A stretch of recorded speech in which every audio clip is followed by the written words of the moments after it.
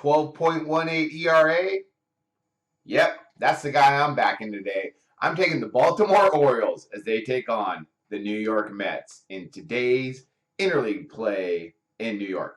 Should be a pretty good game. We got two veteran pitchers in Bud Norris and that 12.18 ERA facing the ageless Bartolo Colon. Okay, let's get right to the pitching matchup. Sorry, first let's talk about the line. You get Baltimore right now at about plus 110.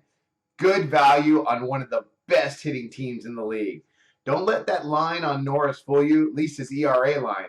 Don't let that fool you. The guy's a pretty good major league pitcher. And let's talk about those pitchers right now. First, let's talk about Colon. Okay, he comes in with a 3.31 ERA and a really solid whip of under 1.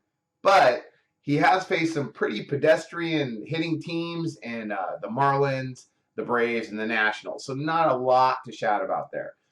He does have a career ERA of just under 4. So we know what we get from Bartolo Colon.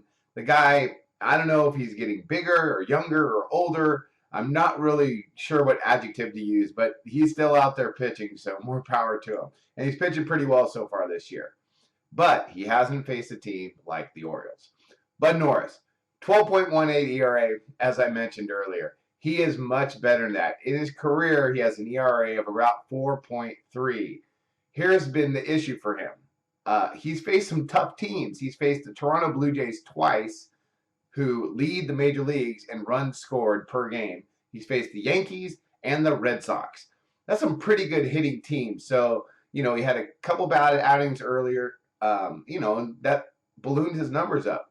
But in his last outing against the Red Sox, he pitched pretty well. He went 6 2/3 innings and only allowed 3 runs. So not bad at all. Okay, so we got the pitchers out of the way. I think Norris is better than his numbers, and I think Colon is probably a little worse than what his numbers show so far this year. Offenses, big difference. The Mets have been struggling lately. In the last 10 games, they've only scored 28 runs. And as far as statistics go, they're ranked lower than 20th in every major offensive category. That's out of 30 major league teams.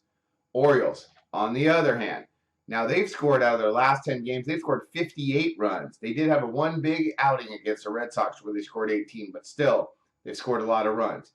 Opposite of the Mets, they are in the top 5 in almost every major offensive category.